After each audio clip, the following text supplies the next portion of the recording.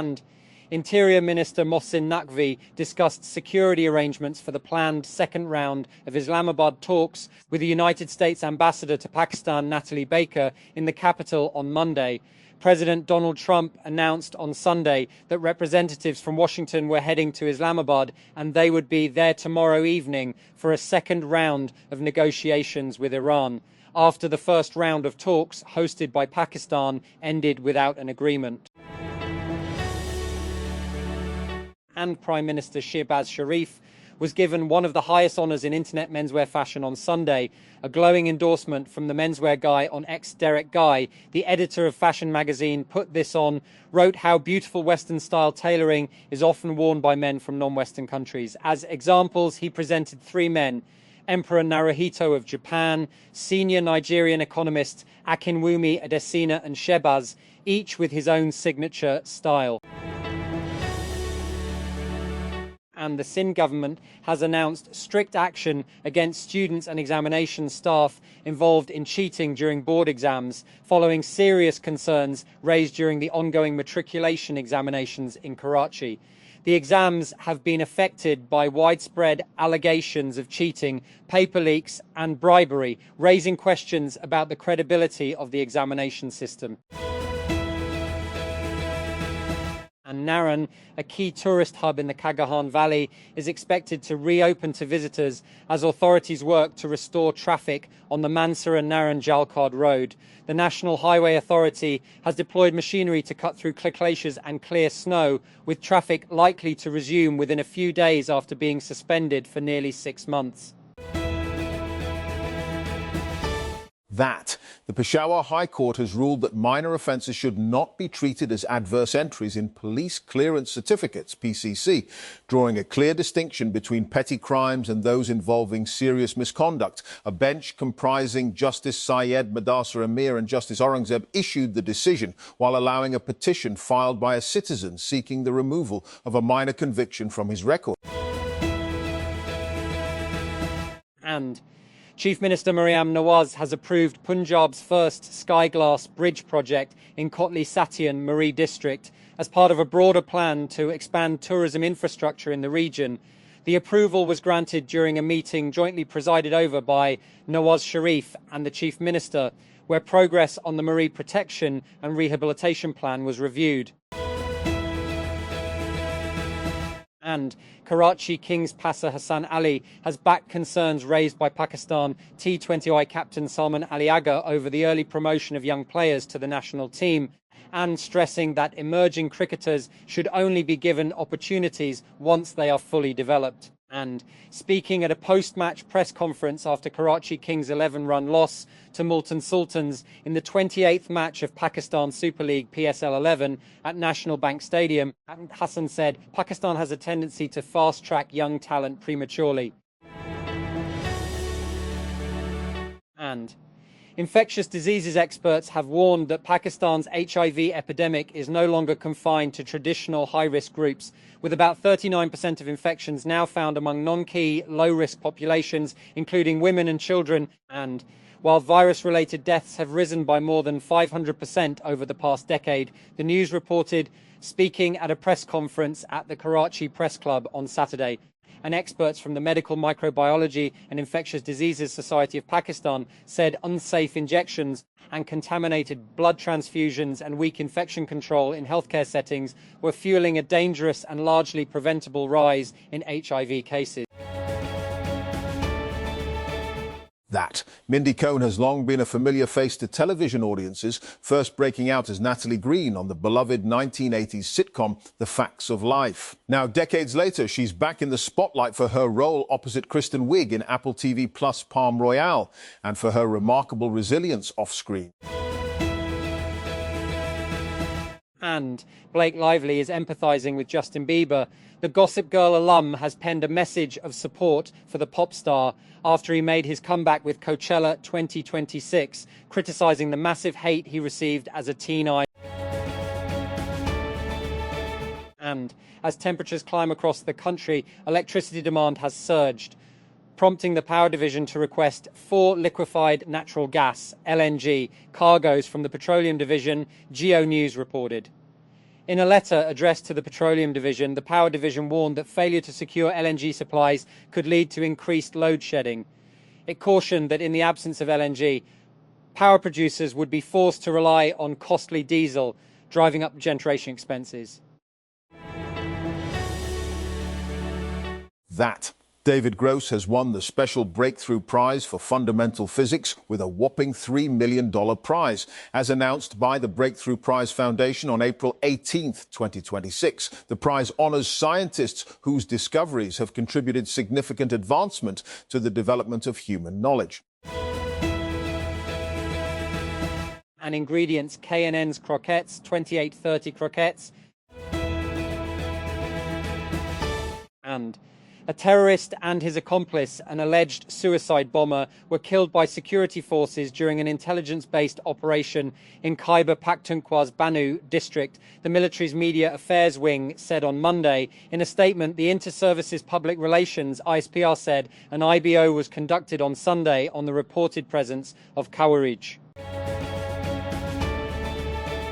That Islamabad. The momentum of economic growth in Asia-Pacific developing countries slowed to 4.6% in 2025 and is projected to drop to 4% in 2026 as fallout from the Middle East situation weighs on energy prices. That supply chains and external demand due to the conflict in the Middle East, said a new United Nations report on Monday. That the 2026 edition of the Economic and Social Survey of Asia and the Pacific suggests that regional countries need to rely more on domestic and regional demand, that while carefully managing the shift to clean energy to avoid short-term economic and social disruptions.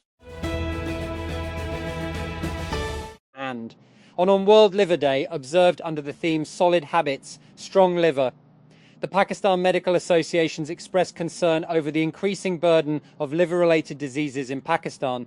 According to PMA Secretary General Abdul Ghaffur Shoro, Pakistan carries one of the highest burdens of viral hepatitis globally.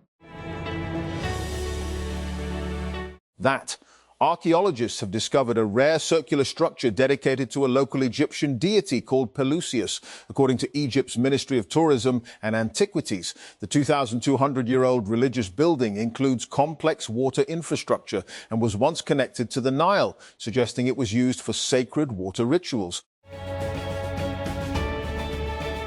That four contenders are squaring up to succeed Antonio Guterres as leader of the United Nations, which faces unprecedented global instability, wars, and its own crushing budget crisis. Charles Michel Bachelet, Argentina's Rafael Grossi, Costa Rican Rebecca Grinspan, and Senegal's Macky Sall will each face grillings by 193 member states and NGOs for 3 hours on Tuesday and Wednesday.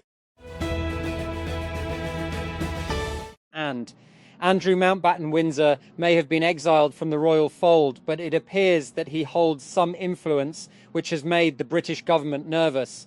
Amid the ongoing investigation into the Epstein files released by the US Department of Justice, the disgraced brother of King Charles was asked to testify in front of the FBI. And two terrorists, including a ringleader, were neutralized after security forces conducted an intelligence-based operation in Khyber Pakhtunkhwa's Banu district, the Inter-Services Public Relations said on Monday. According to the military's media affairs wing, the security forces conducted the operation on April 19 in Banu district on the reported presence of terrorists. And Rawalpindi. A gunman who opened fire outside the Quran and Sunnah Academy of religious scholar engineer Muhammad Ali Mirza in Jhelum was killed in a police response on Sunday, while the scholar remained unharmed. The news reported that the incident occurred while engineer Mirza was delivering his routine lecture at the academy when an unidentified assailant suddenly resorted to indiscriminate firing. Amjad has been delivering food in Karachi for 6 years. His bike, a machine so ubiquitous in Pakistan it might as well be a national symbol, burns through 5 litres of petrol a week. When oil prices spiked in March 2026 and his fuel bill jumped by nearly a third overnight. He does not own the bike. He pays daily rental to a fleet owner and splits whatever margin remains between revenue and costs. Some nights after fuel and rental, and he clears less than 500. He has heard about electric bikes. So he asked the same question everyone in his position asks: how does one pay an upfront cost for an electric bike? And that question is the crux of Pakistan's electric motorcycle problem. The economics are not in dispute. An electric motorcycle running on 1.4 kWh of charge per trip costs 40 in electricity versus 300 pal is 325 in petrol for the same 60 kilometers. Annual operating savings run around 70,000 per bike, enough to pay back the price difference in under 2 years. Lucky Marwat. 2 terrorists were killed and a police constable embraced martyrdom in a gun battle in Lucky Marwat district of Khyber Pakhtunkhwa. Police said on Monday. District police spokesperson Qudratullah Khan said the gunfight erupted when police conducted a targeted operation in a forest near the Kundan area bordering Banu district. And at least 3 liquefied natural gas, LNG, cargoes destined for Pakistan are currently stranded in the Persian Gulf amid continued disruption around the Strait of Hormuz, according to vessel tracking data compiled by Bloomberg, and raising concerns over worsening electricity shortages as temperatures rise. Pakistan has been without LNG shipments for more than a month since the closure of the key shipping route, and increasing the risk of extended power outages across the country, according to officials familiar with the situation. And dead. Paris, more than 50 nations are attending a world-first conference on phasing out fossil fuels in Colombia next week, as the war against Iran underscores how dependent countries remain on planet-heating coal, oil and gas. Ministers arrive in the Caribbean city of Santa Marta against a backdrop of wartime fuel shortages, soaring prices and a scramble for energy security in what the International Supply Agency has called the biggest oil supply shock ever. That. Billie Eilish is still pinching herself after Biebercella. The Grammy-winning singer revealed she can't stop crying after Bieber serenaded her during his performance of One Less Lonely Girl during weekend 2 of Coachella on Saturday, April 18. Billie, who is a well-known Justin Bieber superfan and his longtime friend, even shared a picture of her bloodshot eyes to her Instagram stories from back home. That. Kim Kardashian and Lewis Hamilton have all but confirmed they are the latest power couple in Hollywood, hard launching their relationship with a high-profile date night in Malibu. The Skims mogul and the British Formula One champion were spotted enjoying an intimate 2-hour dinner at Nobu on Saturday, looking entirely smitten as they made their way to the oceanfront celebrity hotspot.